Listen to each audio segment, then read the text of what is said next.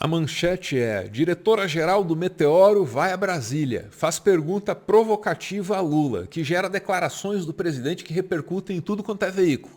Mas ela acaba invisibilizada, não é mencionada aí como autora da pergunta. E mais do que isso, né? A mídia independente que estava lá diz que é independente entre aspas, rapaz. Caramba, essas aspas aí me pegaram. Ui!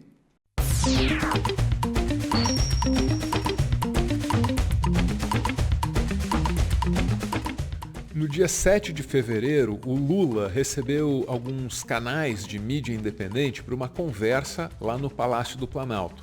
O Meteoro estava representado, você está vendo aí, ó, é a nossa doutora Ana. E ela foi lá para levar uma pergunta para o Lula. Uma pergunta meio provocativa, na real. Olha, quando a gente recebe um convite desses aqui no Meteoro, venha fazer uma pergunta para o presidente, para a gente é uma coisa assim, envaidecedora. Estou sendo bem sincero, porque eu não tenho nenhuma assim, pretensão de passar para você a falsa impressão de que estamos acostumados a palácios, todo dia conversamos com gente poderosa. Não é verdade, né? Aliás, a maioria do pessoal aí da mídia independente é mais bem relacionado do que a gente. Aqui no Meteoro somos esquisitões, ficamos meio em casa, isolados, né? Então é um prazer que a gente tenha sido convidado. Sem mais delongas, vamos aí à pergunta da nossa doutora Ana, que é sobre os militares. Sente aí se essa pergunta não reproduz assim, as nossas preocupações, as preocupações do nosso editorial, sobretudo com o estado de saúde da democracia brasileira. Vou ler minha pergunta para não me estender muito. Bom dia, presidente. Presidente, de maneira direta, a pergunta é: será que a tentativa de golpe de 8 de janeiro não abre uma chance de despolitizar as Forças Armadas? Porque, se for o caso, então a gente pode estar diante de uma oportunidade única de resolver um problema histórico no Brasil. Eu falo aqui da cultura golpista, que se manifesta desde 1889 nas Forças Armadas. O nosso desejo é de ver algumas reformas na formação dos nossos oficiais, para que no futuro nós não tenhamos mais, na alta hierarquia militar, gente que se dispõe a participar de uma barbaridade como a do 8 de janeiro. E, para terminar, o senhor também percebe que pode estar diante de uma chance de ouro de resolver um problema secular no Brasil? O senhor concorda que, mais que pacificar, é necessário enfrentar esse problema histórico para que as próximas gerações não precisem enfrentar e sobreviver a tudo que nós já sobrevivemos, presidente? Enfrentar o quê, querida? Enfrentar a atuação política das Forças Armadas, né? Basicamente. Tudo bem? Olha, querida,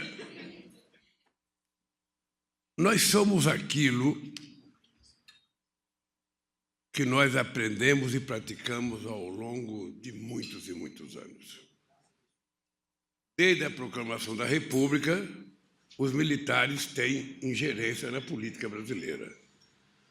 Nós tivemos, um período em que eles tiveram menos, que foi os 15 anos de ditadura do Getúlio Vargas.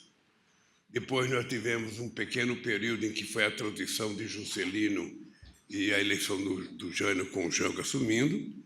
E depois o grande período, que é o mais longo, se você quiser pegar 85, quiser pegar 88, é o período mais longo de democracia contínua. Eu, sinceramente, acho que o papel das Forças Armadas está bem explícito na Constituição da República.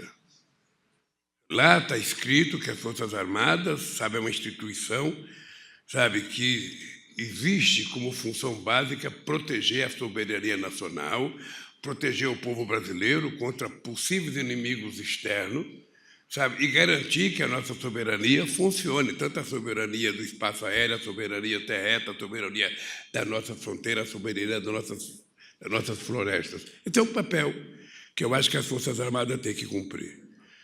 E eu disse ao comandante, aos 3 comandantes que foram escolhidos da Marinha, da Aeronáutica e do Exército, sobretudo o general Tomás, de que não é correto e não é prudente que nenhuma instituição do Estado esteja envolvida com política.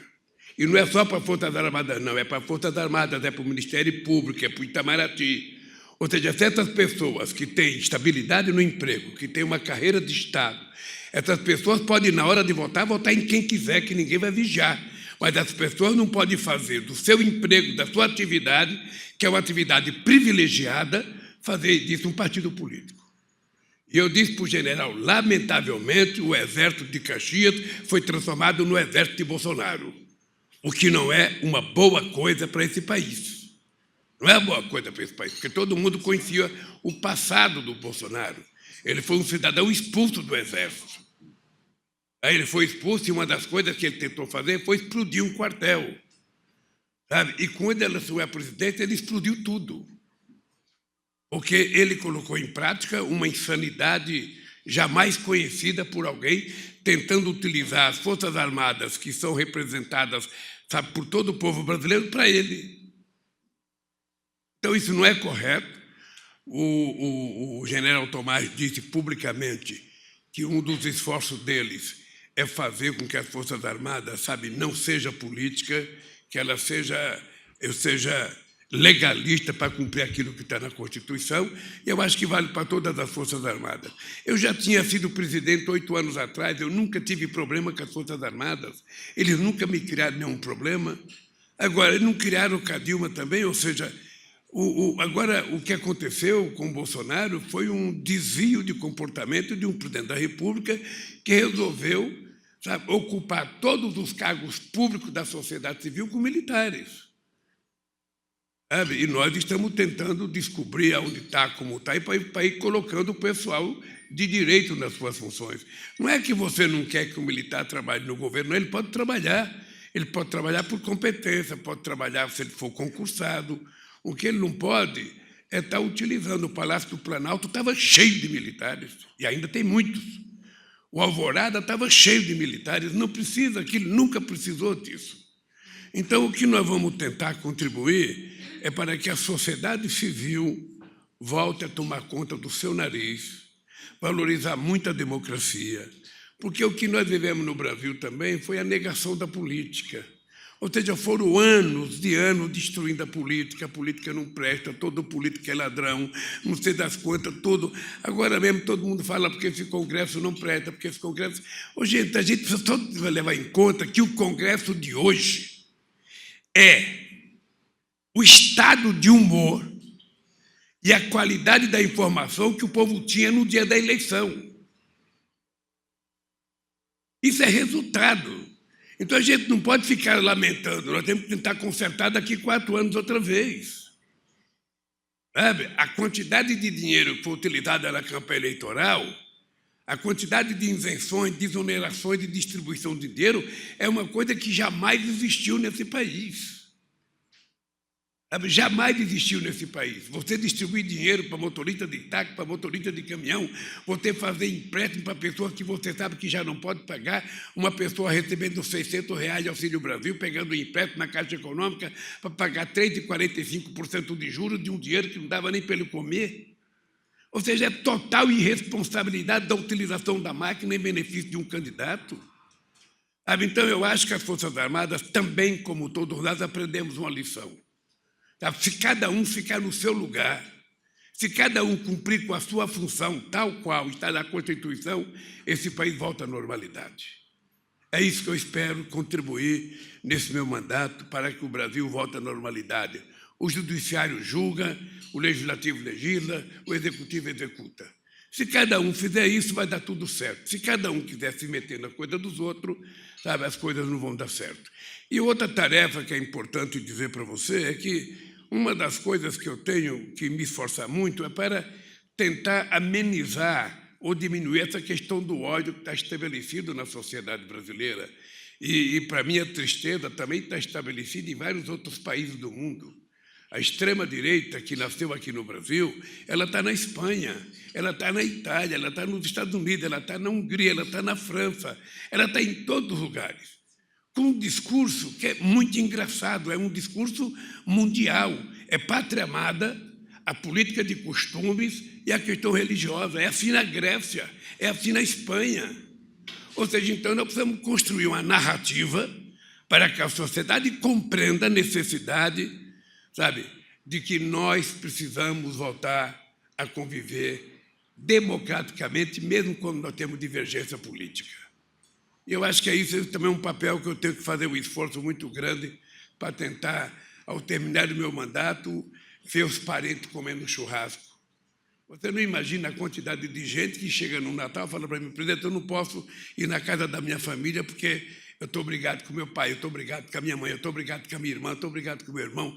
Isso não tem lógica, não tem sentido.